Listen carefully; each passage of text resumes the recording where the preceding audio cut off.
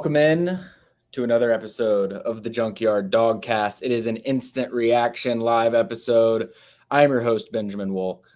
I'm here in Jordan-Hare Stadium. I'm in the control room, maybe where some big decisions in this football game were made, potentially, I think. Just looking at some of the technology that's around me and some of the sheets I'm seeing, I think some big officiating ESPN conversation decisions were happening probably in these walls that I'm sitting in right now. But I am joined by Kipp Adams.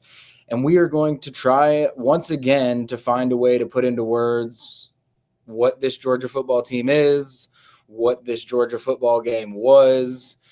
Georgia finds a way to win 20-10 in Jordan-Hare Stadium on a night where it looked for a while like it was going to be ugly in the other direction.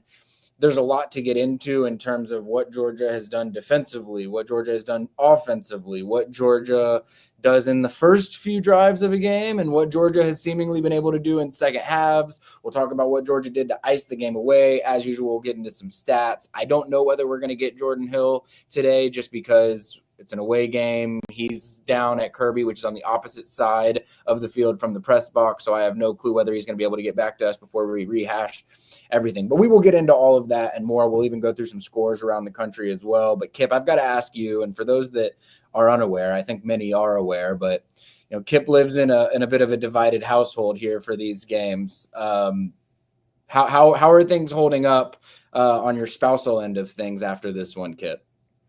Well, I don't see any flashing lights outside, so I guess no one in the neighborhood is called based on the screaming that's occurred in this house over the last 3 hours. You would think that, we'd be explaining ourselves to the local police, but at the same time, at the end of this game every year, we hug each other and we talk about how let's not do this again for another year. So a week of not talking to each other is finally over, and goodness, I think this one took a lot out of everyone. I think we found a way for two fan bases to just be, completely beside themselves at the referees in this game. And this house is included in that mix right now. There was a lot to be upset about, and a lot of it had nothing to do with the two teams that we watched play football tonight. I'm sure the Auburn side of this is, it's exhausting for them to watch football games right now. Watching this from the Georgia side of things, it is just an exhausting football team to watch, and it has been that way. I mean, really, this was dating back to last year. I said at one point in the first half, right before Jackson Arnold, which we'll get into, is about to punch it in to go up 17-0. I was like, man, this feels almost identical to the Georgia Tech game last year where everything's going wrong. Auburn's about to be up 17-0 at halftime. And yet we've had this conversation a bunch at Tennessee last year, against Georgia Tech, plenty of times before. Like, even when you start to count out Georgia, they find a way. I think we probably would be remiss if we didn't start when we're talking about game-changing plays in this one. And I want to talk a little bit about what happened before this play in a minute. But it is undeniable that this game shifted when Auburn's about to go up 17-0 on the goal line. There will be differences of opinion on what people were witnessing from the still shot and the live shot and what was ruled on the field and how it was reviewed after the fact, and whether, even if they got the call right or wrong, that there was something that was going to be wrong about how they ruled it one way or the other. I'm curious from your perspective on TV, and I think that there was a lot more conversation around it on television than there was in the stadium. What happened? What did you see? What did they get right? What did they get wrong? And how pissed was your wife about that one in particular? I still do not think – they found a way to not get it right for either team. Right. The bottom line of this is that I played it back. I could not hear a whistle. I don't know. From my vantage point, from watching the broadcast, there's no whistle called, and credit Kyron Jones. It's what you're supposed to do. because the play isn't dead until it's ruled dead. Never heard it ruled dead. No matter what happened on that play, a touchdown should have been awarded to one team. And everyone watching and zooming in on these grainy cameras, which today in college football was just one of the reminders that, like, technology is not matching up with the revenue of this football, of this sport, to where we're basing these decisions on trying to see what cameras, whatever channel is broadcasting this game has. But you're zooming in, everyone's trying to pitch to zoom to see where the ball is. And it's as close as it gets to me. I think you started seeing the motion as it crossed, as it got to the line. It was two punch outs happening at the same time. And credit a Georgia defense that has not had anything close to that. Now we're seeing peanut punches left and right from Georgia's defense, but they came when they needed to. But it looked like that should have been a fumble return for a touchdown or across the plane. I don't know how you take over 5 minutes and don't figure out either of those things when the play was never called dead. And that still may not even be the craziest. I mean, it probably is the craziest call in this game, but it may not be the one where the refs aren't able to explain it. There's another call we're going to talk about later that didn't happen, but I think it was clearly a touchdown for one team, and they managed to still find a way to, pun intended, fumble the call. From the vantage point that we had, and it was just for perspective, it was happening in the end zone where the Auburn press box is. So we had a pretty good angle on it. And on the field, both referees on both sides clearly were ruling it short, and if someone rules it a fumble, and Kyron Jones has this, like, I'm not sure what's shown on television, but he's unsure whether he should try and run it back to the house or not. He stops, he goes. While he's stopped, there's about 40 Georgia coaches that are standing on the field screaming, go. And so at some point during that, a whistle was blown, I will say. So I think it was one of those situations where Georgia got the benefit of the call on the field standing because there was an errant whistle that shouldn't have been called. I don't think that they felt they could justly give Georgia a 99-yard return, even though that is what should have happened if the ruling on the field was upheld. But in a weird way, I almost think that they didn't get it right, but it was almost like I think the right thing happened because I think the ball was moving before it gets across. I don't think anyone in Jordan-Hare Stadium was sure about what was being ruled, and there was a whistle. And so if Georgia gets 99 yards the other way for a touchdown, this place would have lit on fire probably if that had happened. But what I will say, correct, incorrect, conversation around the officials aside, whatever, that was the moment that this football game changed, because instead of Georgia going down 17-0, maybe having a chance to get some points at the end of the half, they end up going 90 down the field, kick a field goal, go down a touchdown into halftime. And the complexion of this game is entirely different. And the way that Georgia moved the football in this game, I don't know that you're coming back from 17-0 down in that spot. So critical moment in the game. Yeah, and it was a completely, lopsided game at that point. We were all making jokes about how Auburn had more, run more plays, and Georgia had yards. Georgia had as many penalties as they had yards at that point.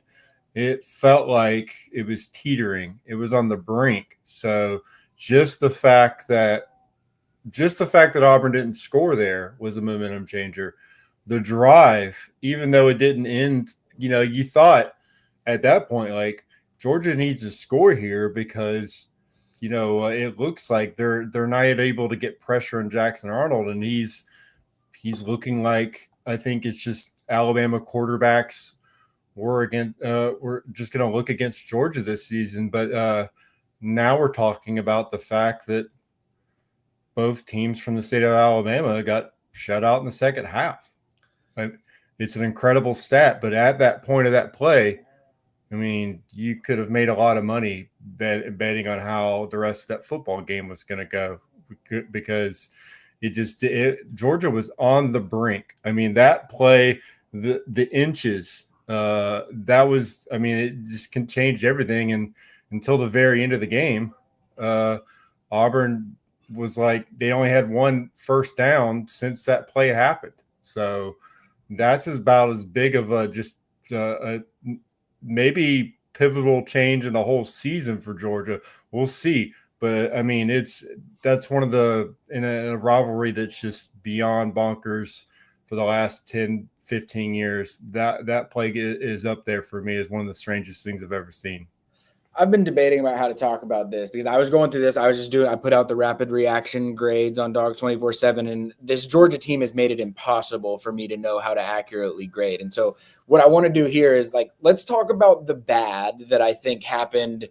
Basically, I think you can really draw a line in the sand in this game, the Jackson Arnold fumble, in terms of how poorly things were going before that point, and then what started to go well after that point. So it's maybe the reverse of what I would typically like to do, but I want to start with what was not going well early in the game. And I think here's the deal. Georgia only gave up 2 scoring drives in the entire game. So I think that you've got to feel good about that. But it is the first 2 possessions of the game, a 14-play drive that goes for a touchdown, a 12-play drive where they do hold them to a field goal. But Auburn has, I want to say, 7 or 8 third down conversions in those first 2 or 3 drives. Very reminiscent of what we saw when Georgia played Alabama a couple of weeks ago, where Georgia's not making it easy. You're not getting these 3-4 play, big chunk play drives, but you are paper cutting Georgia's defense away, staying ahead of the sticks, staying on schedule, and getting Georgia behind on the scoreboard early. I know there was a lot of, being on the Junkyard. I know there was a lot of conversation about Glenn Schumann and this defense and this, that, or the other. How much should we be focusing on the negatives of this defense, Kipp? And I'll say this, knowing that, like you said, outside of a garbage time touchdown for Kentucky last week, it's basically 3 straight SEC second half shutouts. Typically speaking, you feel awesome about that. How much is Georgia's defensive identity what we saw on the first 2 possessions, or for the better part of that first half, versus what we've seen basically in every second half this season? We are in multiple years now where I think it's got to be a running joke now that whatever your scripted defense is during the week, maybe you should set that on fire going into the game, because I don't know what the numbers are. Maybe they're average for all we know. We got to get tunnel vision covering this program. But it just seems like, as far as scripted defense, Georgia's one of the worst in the country. It just seems like we've seen them just gift. When we were joking at some point, maybe last year, it was just the first play of the game. You just thought, or first drive, it's just, this is an insta score for the opponent. Like the first play was just going to be an explosive.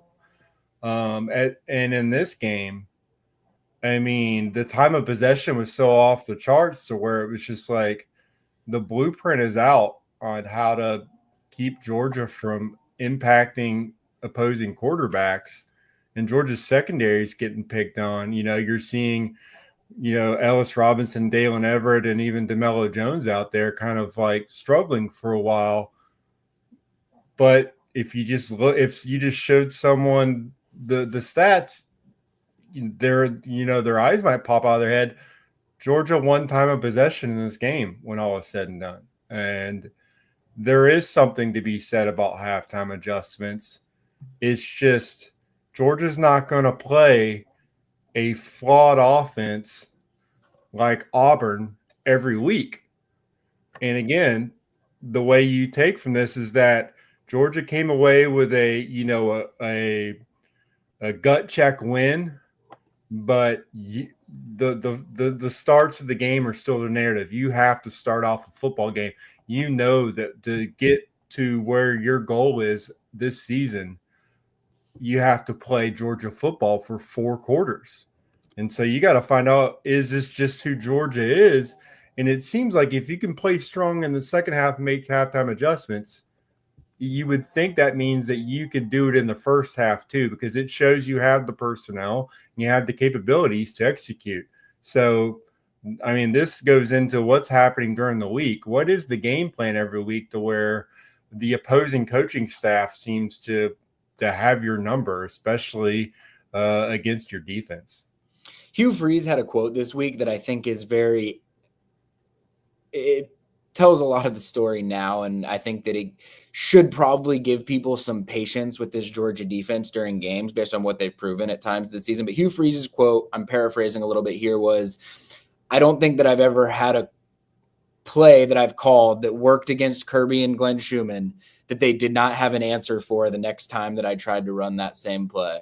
And I think you only have so many plays at your disposal during the course of a football game and what you're comfortable running with your personnel in certain situations. And it just appears that when Georgia goes into halftime, Kirby Smart and Glenn Schumann find the answers that they needed. I know people want to say, why can't you find those answers after the first two possessions? Or why can't you find those answers in the first quarter? Why didn't you find those answers during the week? But like sometimes it just takes seeing some things, seeing some pictures, looking at the iPad, figuring out, I don't know if Georgia uses iPad or Microsoft Surfaces, but whatever they use, that they, you get a look at some things and it just changes the knowledge that everyone on defense has to be able to use in the second half. I want to talk about the good, so I'm going to save the good for after when we get back from break. But I want to talk about the offensive side too, because for a while this felt like a game. It was like, is Georgia going to be able to do anything offensively? I don't think it was until the third quarter that they had gotten over the 100-yard mark. There was a point late in the third quarter that Georgia had rushed the ball 2.1 yards per carry. I think it ended at 2.5 yards per carry, so not much different from that. We had said it this week. This Auburn run defense is better than what Georgia saw against Alabama. And yes, Alabama is a better football team than Auburn, but in that specific matchup, Auburn was going to have the edge. I also think that Auburn really had the edge in pass rush, especially in the first half. They were just creating a lot of chaos, even when they weren't getting to Gunner. If you had told me that Georgia would not have 100 yards of offense until the middle of the third quarter and that it would have 2.1 yards per carry late into the third quarter, I would have said that there was no way that Georgia was going to be able to figure this one out. I thought that Georgia was going to have to establish the run to be able to win this game. That didn't turn out to be the case. It basically got doubled up by Auburn in rush yards and still managed to pull this one out. Do you think that this run game do you think that we have seen a lie in this run game for the first 5 weeks, or do you think this was the outlier?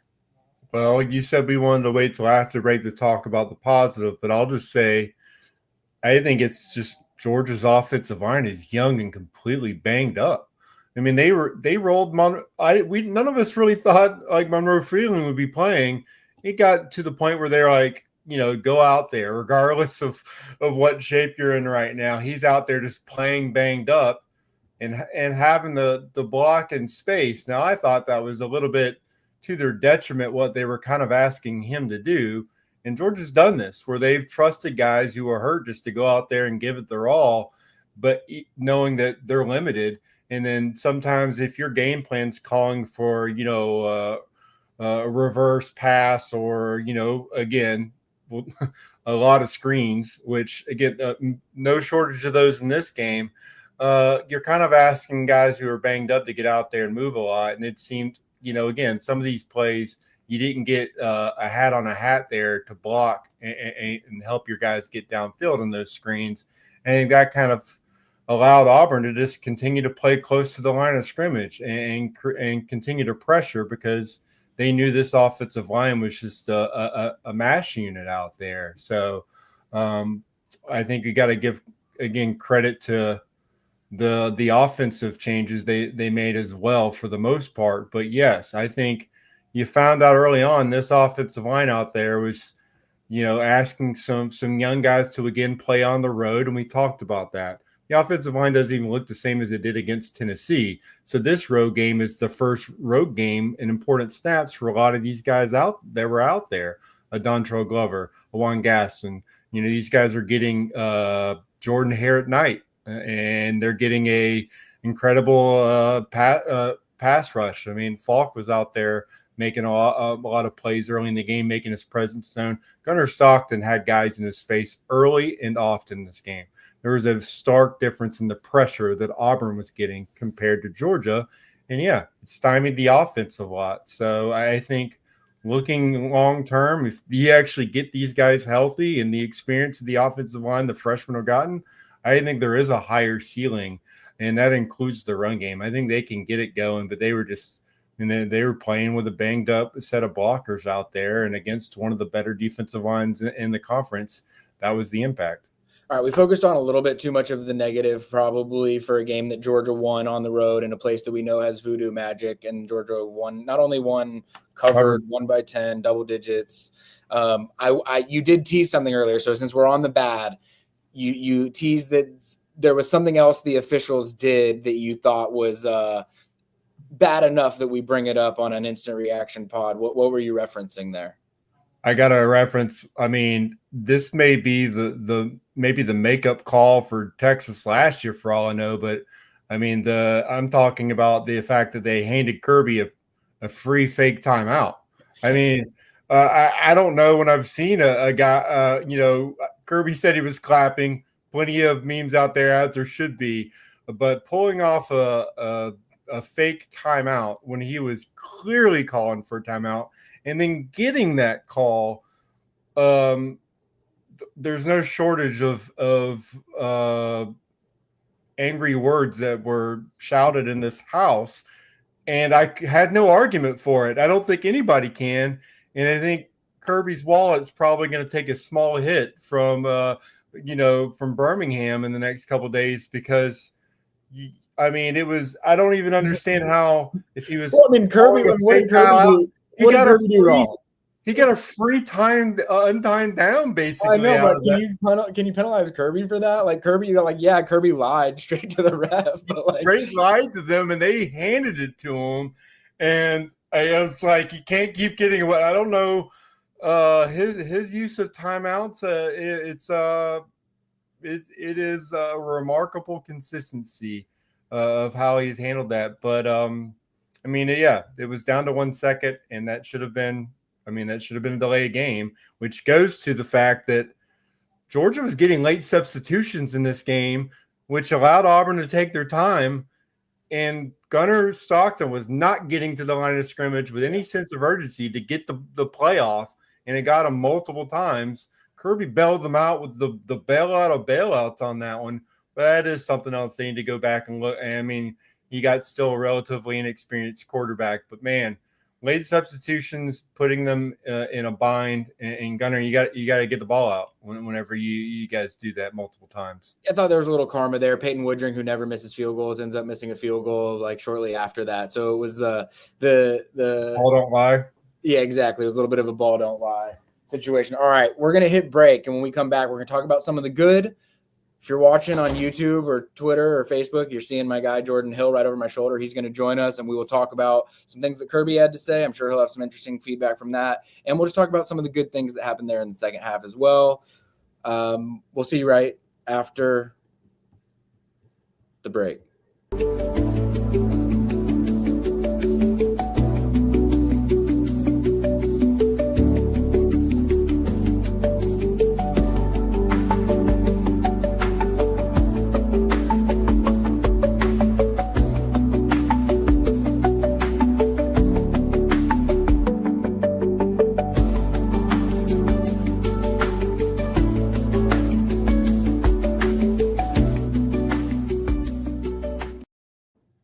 All right. I do want to talk about some of the positives that happened in that second half of that game, but I don't think as much as that's where we should be going. Jordan just said two things to me.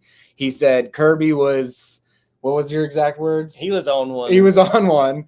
And then you said, I still can't figure out what just happened in that game. So I think everybody wants to hear from you. Let's start with Kirby. Kirby was on one. What particularly was he on one about? At one point, I'll shout out, I'm pretty sure Brooks Austin asked him what he said to the team after the game, and he said the same thing I said before, but I'm not going to say it this time because I got in trouble with my mom last time. So if you guys remember, you can kind of connect the dots. But honestly, what was like one of the more poignant things I've heard Kirby talk about in any post game, he talked about, I think he said earlier today, he took Andrew to one of the towns that Sonny Smart lived in. That in a few years ago, they named a park after Sonny. So Kirby took Andrew out there today and kind of just had a chance to reflect. It was somewhere I think that Kirby grew up when he was younger, and he kind of talked about how much that meant to him, and just think about the chaos leading into this game and taking him kind of a father-son moment. That was really neat to hear.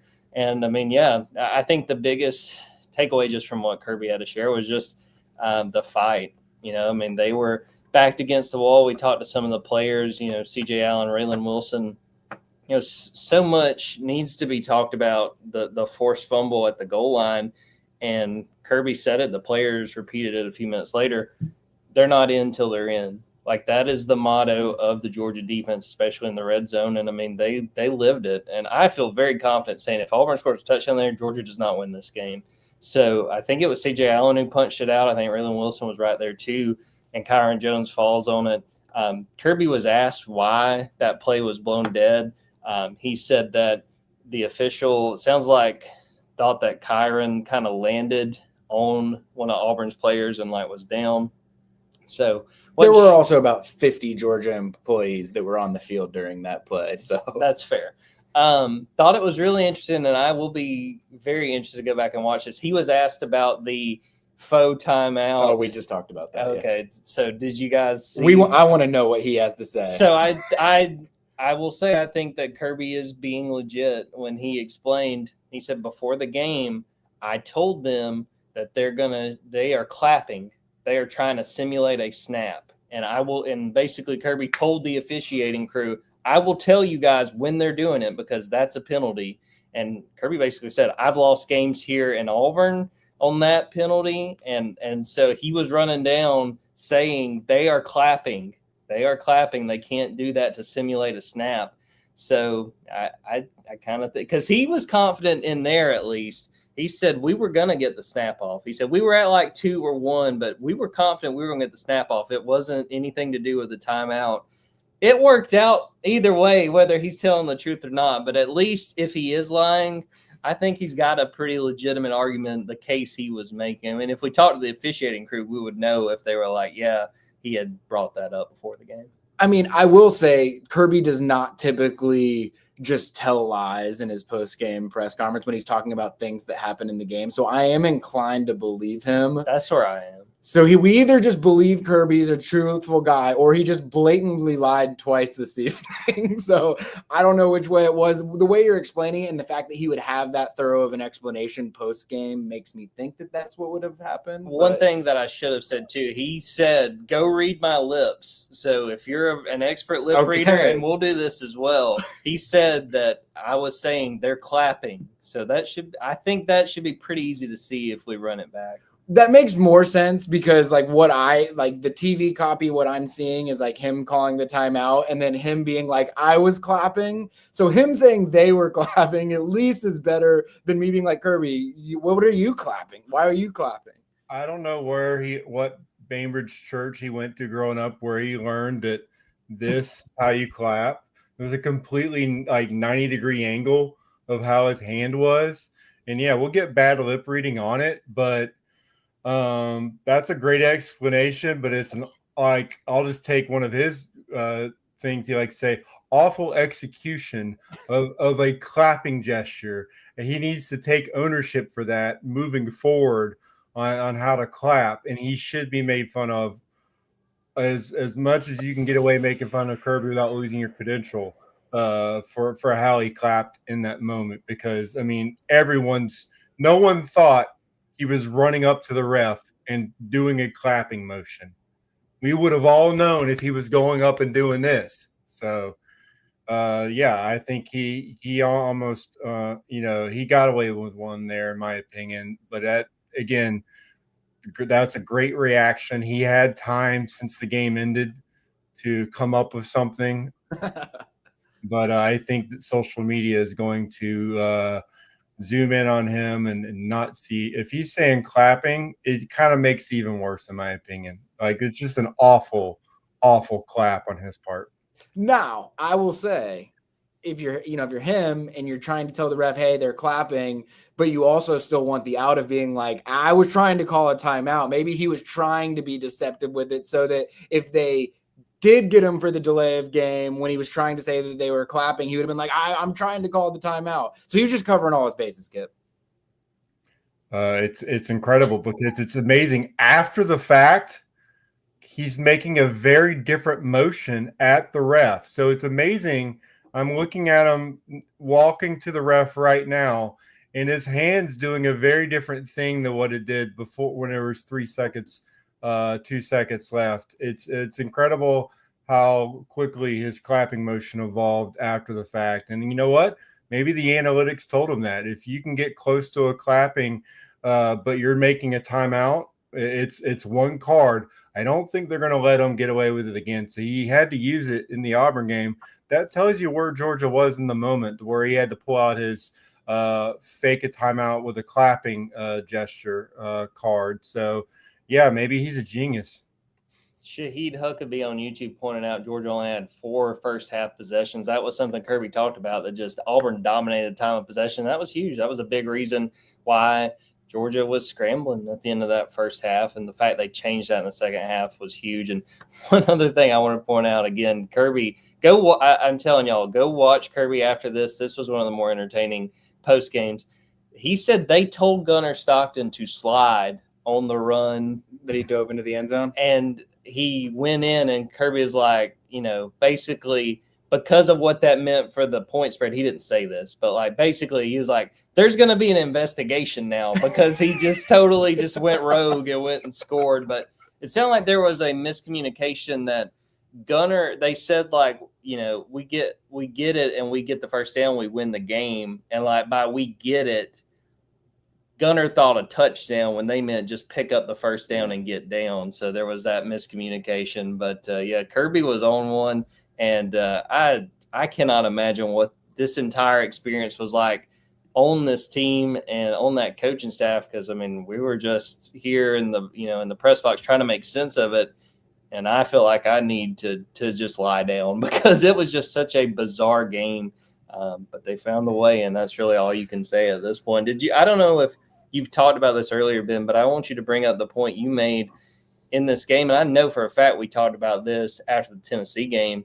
This was very Alabama-esque of Georgia once again. Well, we do the exercise at halftime of every game. Do you think Georgia wins this game? And they play such ridiculous first halves over and over and over again. We can actually have intriguing conversations about how we think these games are going to go in the second half. But I said this game and the moment with Jackson Arnold, it felt like an old school Alabama where you're watching, like if you're a fan of just some random team that wants to see Alabama lose, and they aren't playing well, the other team's got an advantage, and then one little thing goes wrong for that team, and that was the breaking point, and you just had to put Alabama out to be able to beat Alabama. And I think that this Georgia team has a lot of that, even though the talent on this team probably isn't what it once was, and just the team in general isn't as consistent as it once was. If you do not knockout punch Georgia, you're going to be looking in December and saying, how did this team make it as far as it did or have as good of a season as it did when it wasn't playing great consistently throughout the year? And I just think it has part of that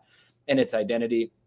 We are now about half an hour in, and Kipp and I focused on so much on the negatives before the Jackson Arnold fumble on the goal line that I did want to just call out some of the things that were really impressive about what Georgia did in the second half. Another second half shutout in SEC play. Auburn, you just brought up the point about what Auburn was able to do to Georgia in terms of how many offensive possessions Georgia had in the first half. I think until that last Auburn drive when the game ends up over, essentially, I think Auburn had 13 plays in the second half up to that point. They had 11 plays in the second quarter, and they only ran 3 plays in the fourth quarter when Georgia went up 20-10. You're going to win a lot of football games like that when the other team's just not touching the ball in the second half. I thought Gunnar wasn't perfect at times, but this was the most that Georgia had asked Gunnar Stockton to throw the ball. He throws it 37 times. I know a lot of that is cheap and easy stuff, but a pretty typical Gunnar Stockton game, I would say. 217 yards, nothing super flashy, no real mistakes, just kind of gets the job done. But I thought he had 2 throws, one to, I guess they were both to London Humphreys. One was a 4th down to London Humphreys. One was a 3rd down to London Humphreys on that 8-minute and 45-second drive, which I should add, that 8-minute and 45-second touchdown drive to go up 20-10 is the longest touchdown drive in school history by time. It tied. All right. Well, sorry, Jordan. No, it's still a great stat. The only things I just wanted to add to that, going into that last possession, Georgia, I think, had 1 3rd down conversion all night, and they had 4 in that last possession and a 4th down conversion. It wasn't always pretty. There were times where the offense just looked out of sync. The offensive line was trying to gel with new faces and new places. But that last drive, man, you have to give it to Gunnar Stockton. And that entire offense, it was right there to be had, and Georgia took advantage. I'll also add I don't know exactly how many yards it ended up being, but after the Jackson Arnold fumble, you're tucked inside your 1-yard line.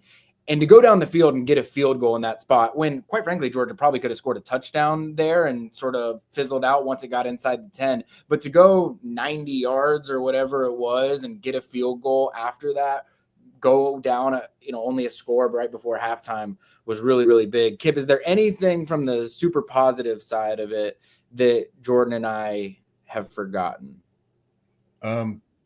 Welcome to the Georgia offense, Noah Thomas. I mean, yes. What a play when they needed it by him. And I think it is just a reminder that the strength of this offense coming into the season, we talked about it, the wide receiver room. And, I mean, when Georgia's offense needed that jolt, because, again, they ran for 79 yards in this game. So it was not the strength of what we thought coming into this week. We thought Georgia's just going to run the ball every week, but Zachariah Branch making plays out of nothing, Colby Young winning those 50-50 balls, but also just getting yards after the catch in general. You mentioned both of London's catches were as clutch as they can be. And yeah, the Noah Thomas catch, again, praise to him for, just continuing to grind it out. And he hadn't seen a lot of targets coming to this game. So for him to be ready in that moment to make a play, I think that's a big moment. And then, overall, I think it's a CJ Allen game. He was there when they needed him to be left and right, and giving that offense extra possessions. I think a big reason, why Georgia ultimately wins the time of possession battle is because that defense continued to get off the field in the second half. And I think you saw Christian Miller play a strong second half of football. And you saw Quintavious Johnson with a quarterback rush when they needed it as well. So I think, again, we're still talking about a team that only brought down Jackson Arnold one time. And so it's in that effect, it kind of was a get-right game for their offensive line.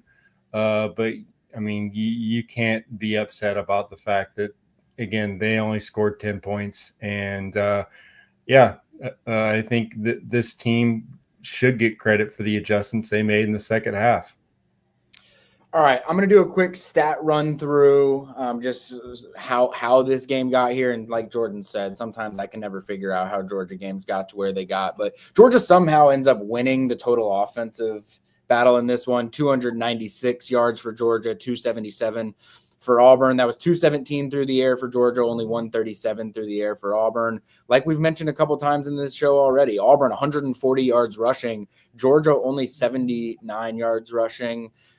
Probably if you told me that stat before the game and some of the other weird things that happened, I don't know how I would have felt about the result of this game. It's a good stat from our guy Nathan King as well over at our Auburn Undercover site. Auburn's offense in the second half against Georgia only had 40 total yards, 3 first downs, 0 for 6 on third downs, and Jackson Arnold was 5 for 12, 30 yards. It really was a dominant second half performance for Georgia. All in all, ugly game from both sides. Georgia has 6 penalties for 60 yards. Auburn has 11 penalties for 90 yards. A lot of that probably came in that 2 minute at the end of the first half that felt like it took 2 hours. Georgia was 5 for 15 on third down. Like Jordan mentioned, they started out the game 0 for 8, I believe, and then they hit the 1, and then they had 4 on their last possession to punch it away. Auburn was 8 of 17 on third down. They were pretty consistent on third down in this one. Georgia was 2 for 3 on fourth down. Auburn 1 for 3 on fourth down. What stands out? I mean, again, when I just look at that, I say, how the hell did Georgia win this game by 10 points on the road in Jordan-Hare? But I guess when you win the turnover battle and one of those plays is the difference between, almost a 10-point swing in the game, I guess that's kind of how it happens. A couple things that stand out to me, the way that Georgia settled in on third down defense. If you go look at the majority of those early third down conversions for Auburn, it's 3rd and 3s, it's 3rd and 4s, it's 3rd and 5s. Studying Auburn against Texas A&M, I mean, they were in a lot of third and long situations, and no team is going to be able to convert a lot of those, much less an offense that has been so hit and miss as Auburn. So I think that was big that they settled in and kind of made things more difficult for Auburn. The turnover was huge. Flipping the time of possession in that second half was crucial to Georgia being able to take care of this one. And yeah, it's still one that I'm still trying to wrap my head around, because at the same time, they not only won, they won by 2 possessions. Yeah. And, they shut out an opponent again in the second half. Something about playing teams from Alabama. They just don't want to let them score in the second half. Just worked out a little bit better tonight than it did the last time. Well, and you think they win by 2 possessions, and they have a fourth down where they thought they were getting them to jump off sides, and they end up sending it. That gives away a possession. I mean, I guess it was fourth down, but that gives away one there. They get down into territory. Peyton Woodring misses a field goal that he doesn't normally miss. They have the one where Colby gets inside the 5 and Cash Jones gets called for the blindside block. So, even in this game where we can't seem to figure out how Georgia managed to do this, there were still moments where Georgia could have even spread it out more than it did, I would say. And I would just say, I mean, again, those were missed opportunities, but Georgia was very opportunistic on making Auburn pay for 11 penalties. I mean, the field goal right before half, which really kind of got them backwards, a 10-3 game. I mean, it felt like at least half of those yards came on Auburn penalties, and they were, I think the majority of those were legitimate penalties. It wasn't like, the officiating was, there was a lot to be desired with the officiating, really with both teams. But I mean, there was a lot of mistakes Auburn made right before half that you kind of felt Auburn's pressing. And I want to give Justin Lee, my former coworker at the Opelika Auburn News, credit, because he came and talked to us I guess that was right before the start of the third quarter. The difference in composure that he pointed out between the two coaches when they don't get that fourth down, look like Auburn jumped. They don't call it. Kirby goes up to Drew Bobo and is just very it looks like it's very much the tone of, look, we didn't get it. We're going to move on to the next play. Don't sweat it. Meanwhile, Hugh Freeze, when they had some of the issues with the penalties, things he didn't agree with, he's losing his mind. The athletic director at Auburn going into halftime is getting his money's worth with the officiating crew. I mean, that kind of speaks to where both of these programs are, especially right now. Kirby, 2-time national champion, so that helps. But, hey, a lot of ball game left. Let's just take it easy. And, I mean, Hugh Freeze very much is coaching for his job, and this was an opportunity for him to extend his rope a little bit, and his team didn't take advantage. And I think we might be talking in 2 weeks about an Auburn job that's open. I think that's very possible. Kipp, I'm going to pull up some of the scores from around the country, but just give your final thoughts on this one from Jordan-Hare. Culture win for a young Georgia team. And as you guys said, the composure of your head coach, there's a trickle-down effect.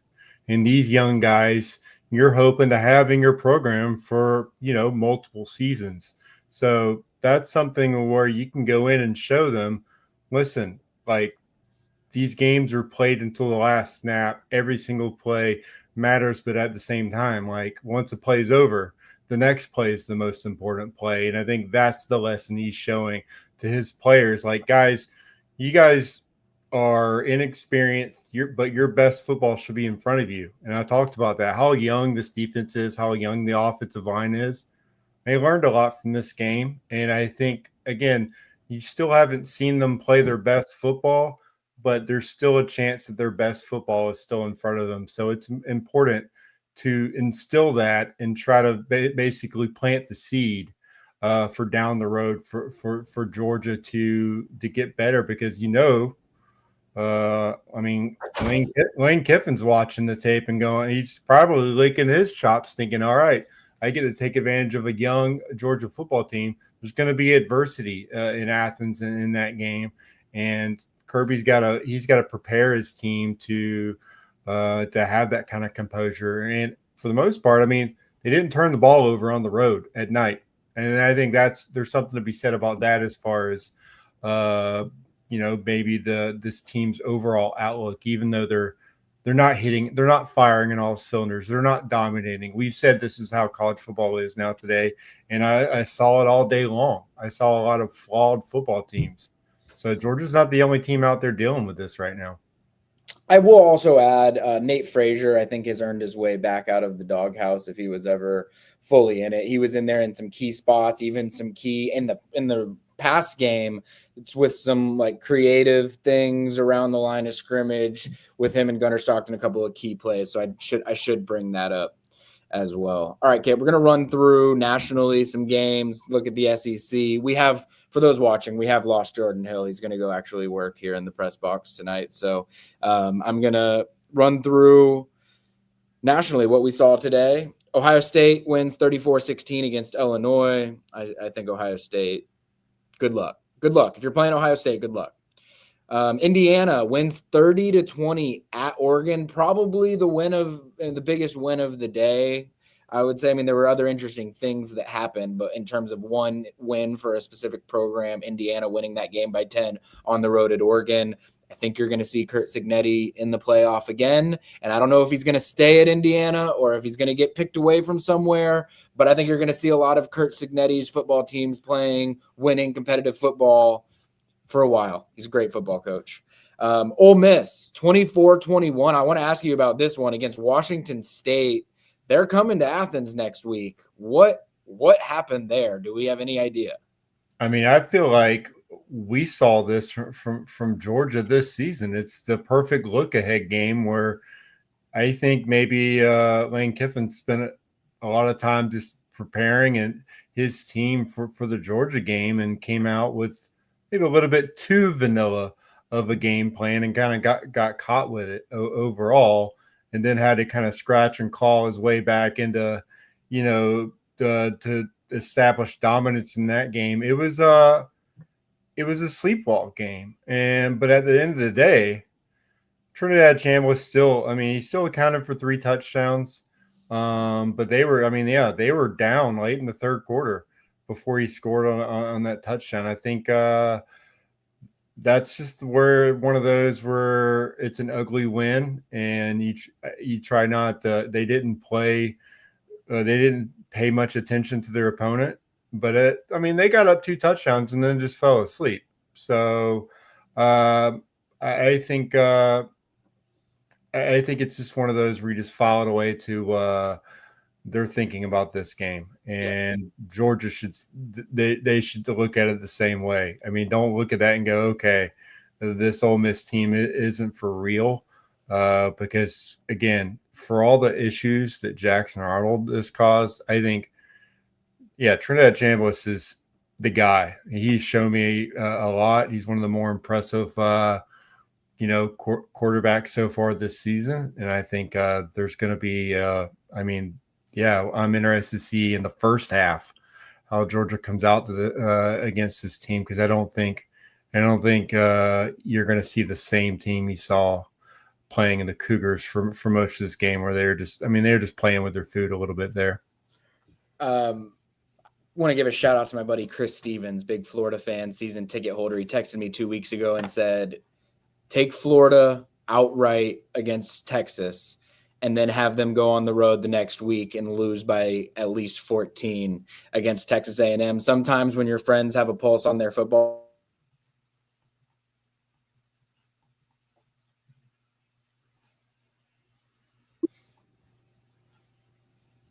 Kipp, did you lose me?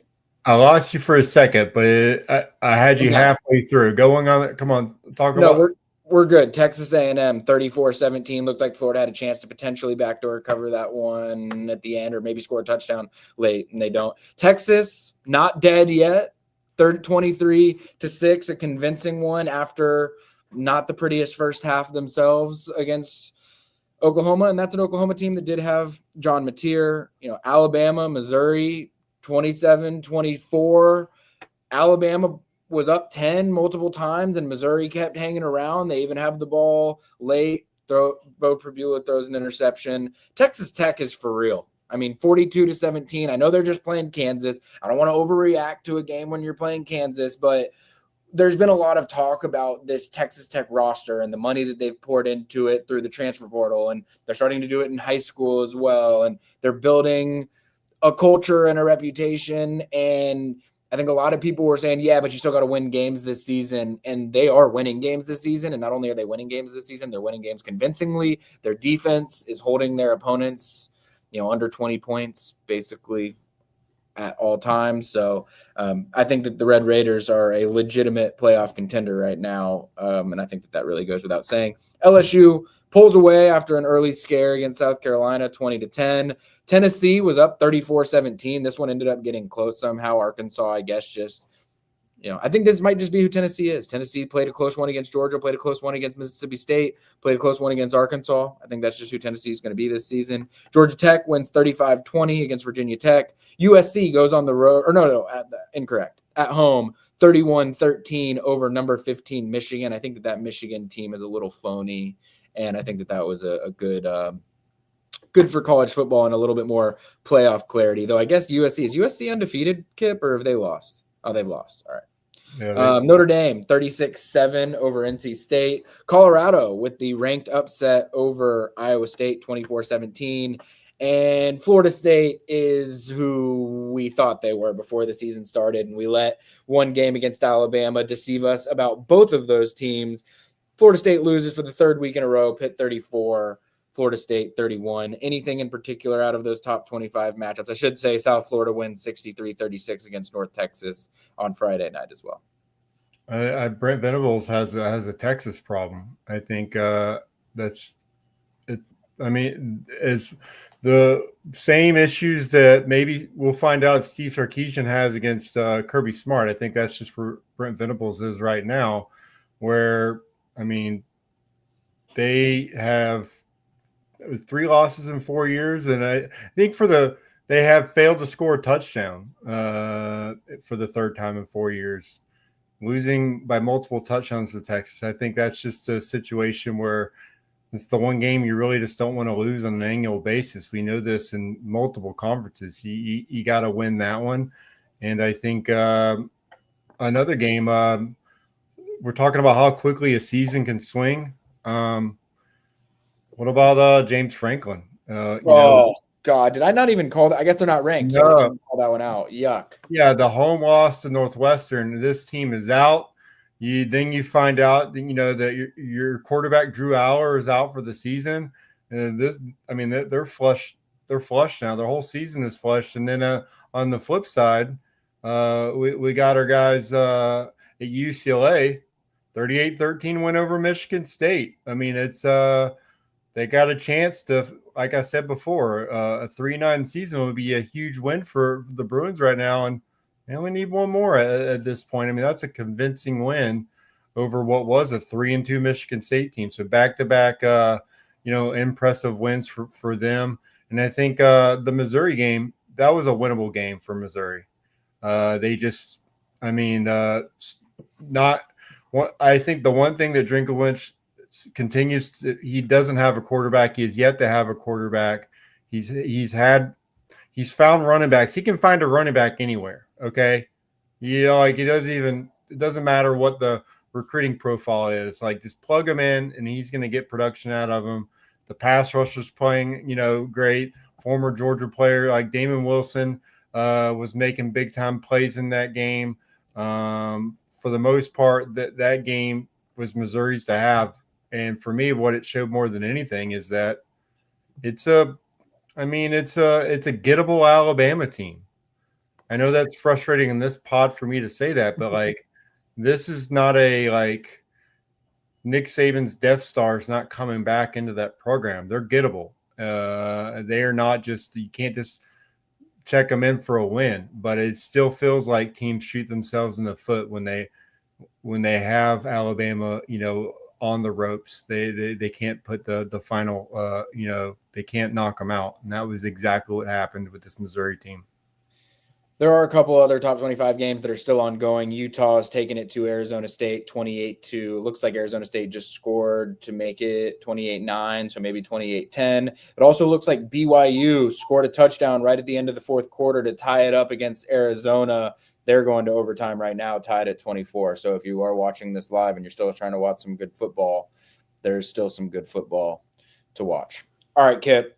Good episode, ridiculous football game, as is always the case whenever Georgia plays in Jordan-Hare Stadium. But Georgia gets out alive, more than alive, you could say, 20-10, and one of the best teams in the SEC, number 4 Ole Miss, probably will be higher than that unless Indiana jumps them in the rankings next week. Ole Miss, what do we think? What do we think? Would you rank Indiana ahead of Ole Miss right now? I probably would.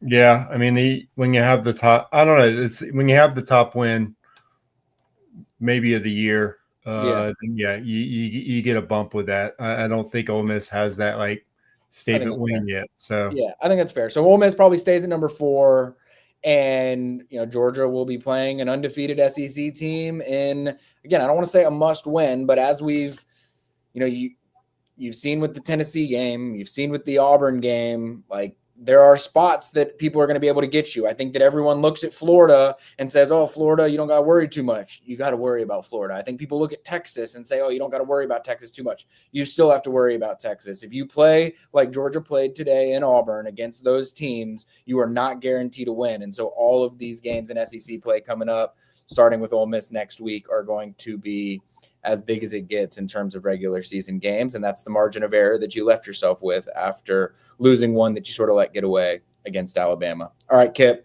any parting thoughts before we head out?